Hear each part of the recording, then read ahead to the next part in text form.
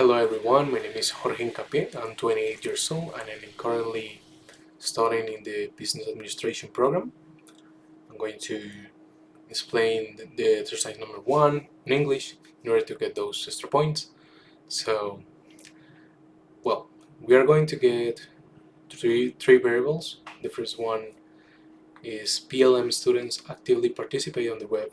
The second one is PLM tutors encourage discussion, and the third one says learning in PLM is meaningful. Also, we have these symbols. So, in order to answer the first activity, we first need to know what the symbols mean. So, we must understand the meaning of the symbol used.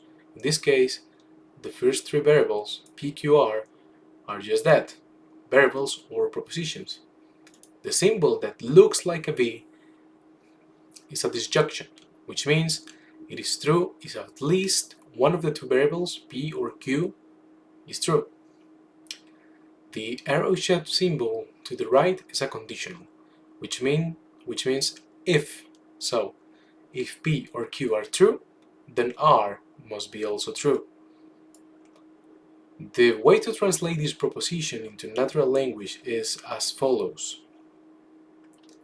If PLM students actively participate on the web, or PLM tutors encourage discussion, then learning in PLM is meaningful. This means that if either this part of the sentence or this part of the sentence is true, the last part of the sentence is also true. Okay, so further in the activity, we are requested to create a truth table. So to calculate the number of possibilities, we use an equation consisting of 2 raised to the power of x, where x is the number of variables or propositions. In this case, we have p, q, and r, 3 propositions. So we calculate 2 to the power of 3, because we have 3 possible variables. So 2 multiplied 2 is 4, multiplied 2 is 8. In case that there was more than 3 propositions, let's say 5, so we are going to put 2 to the power of 5. That will be 32, I guess. Okay.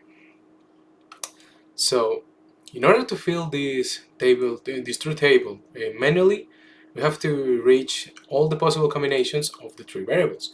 We already calculated using the formula, but this is the representation that we can do manually. We can do that on paper and using a pen.